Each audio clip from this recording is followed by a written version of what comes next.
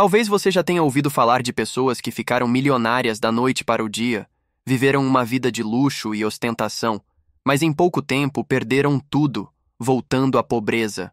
Histórias assim chocam, mas o que talvez você não saiba é que algo parecido já aconteceu não com uma pessoa, mas com um país inteiro. E não estou falando da Venezuela. Estou falando de Nauru, uma pequena ilha perdida no meio do Pacífico que já foi considerada o lugar mais rico do mundo. Porém, escolhas erradas, ganância e uma gestão desastrosa transformaram esse paraíso em um dos países mais pobres, vulneráveis e esquecidos do planeta.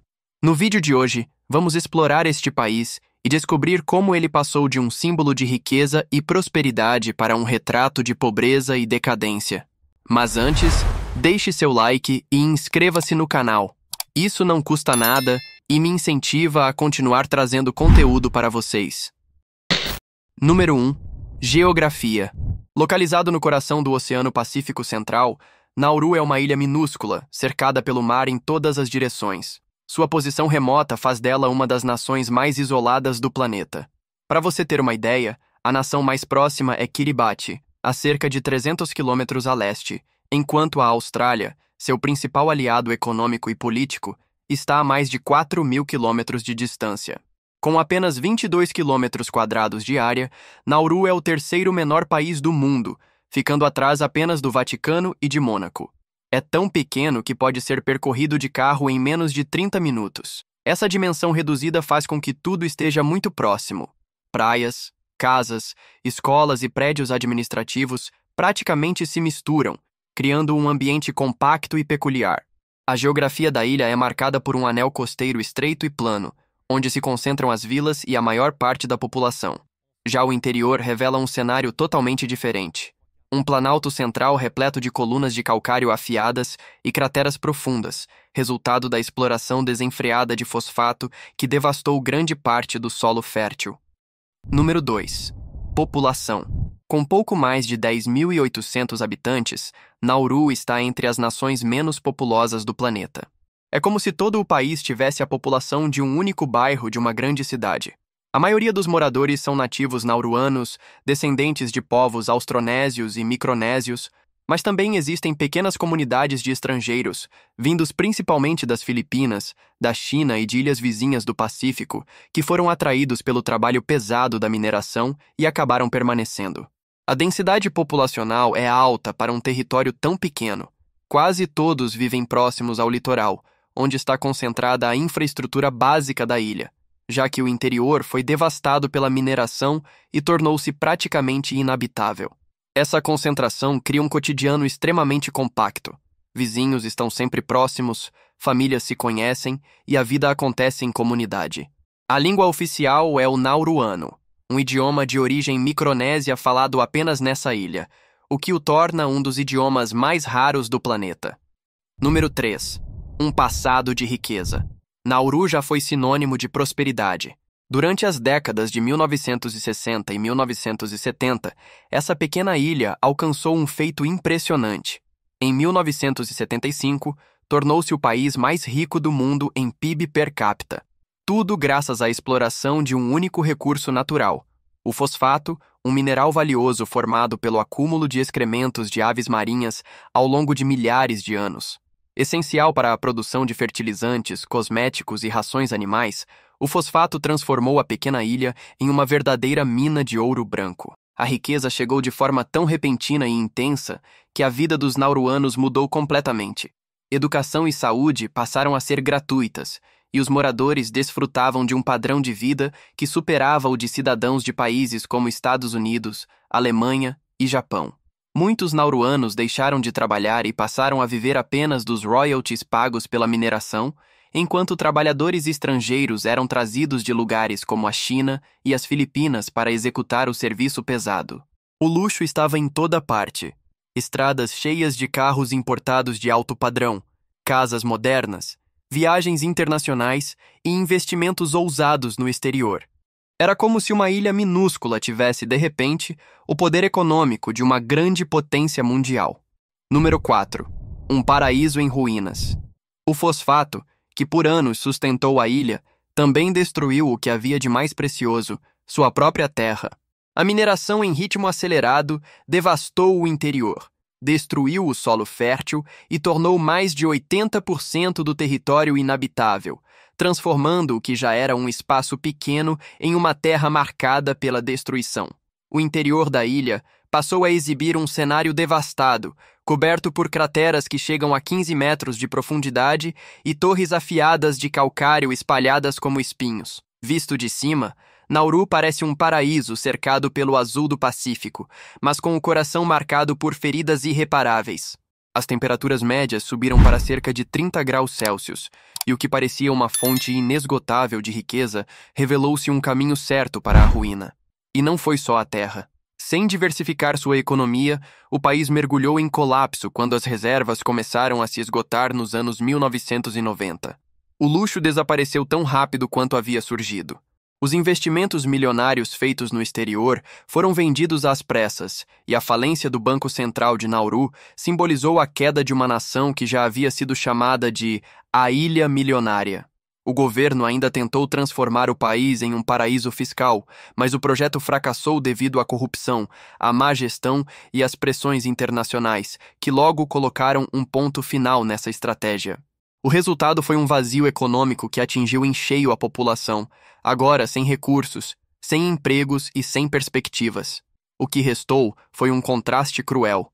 Um pedaço de terra tropical rodeado por praias de areia branca e águas cristalinas, mas que por dentro guarda apenas ruínas. O retrato vivo de um paraíso que se transformou em um terreno estéril e esquecido. Número 7. Uma vida sem recursos básicos. Viver em Nauru significa enfrentar desafios diários que, para muitos de nós, seriam impensáveis. O primeiro deles é a água potável.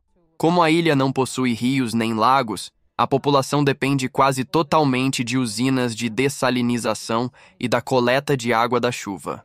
A energia elétrica também é instável. Produzida principalmente a partir de geradores movidos a diesel, ela é cara e frequentemente sujeita a interrupções, agravando ainda mais as dificuldades cotidianas. Além disso, o acesso à internet é limitado e caro, e serviços básicos como saúde e educação enfrentam grandes obstáculos por falta de recursos. Outro problema é a alimentação. Sem terras férteis, Nauru não consegue produzir frutas, legumes e verduras em quantidade suficiente. O resultado são preços absurdos. Uma simples couve-flor pode custar 18 dólares australianos, enquanto uma melancia chega a incríveis 61 dólares. Diante desses valores, grande parte da população recorre a alimentos ultraprocessados de baixo custo e baixa qualidade nutricional, muitos deles rejeitados por mercados ocidentais. E não para por aí. Com poucas opções de lazer, a vida social é extremamente restrita, e muitos habitantes descrevem o cotidiano como repetitivo e desmotivador. Essa realidade reflete as dificuldades de um país que luta para se sustentar em um ambiente isolado, onde os recursos naturais são limitados e os custos de importação tornam a vida cotidiana um verdadeiro desafio. Número 5. Obesidade e saúde. Nauru carrega um título nada invejável. É considerado o país mais obeso do mundo. Estima-se que cerca de 94% dos adultos estejam acima do peso, e impressionante 71% sejam obesos. Esses números assustadores refletem diretamente o colapso econômico e ambiental da ilha.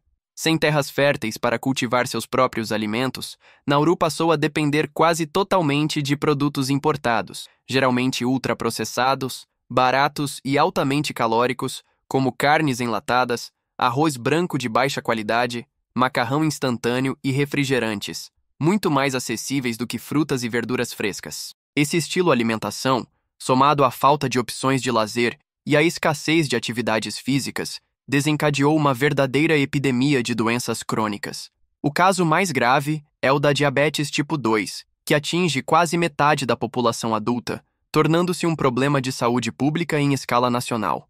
Além disso, doenças cardiovasculares, hipertensão e problemas respiratórios se tornaram comuns em praticamente todas as famílias da ilha. E os problemas não param aí. O tabagismo também é alarmante.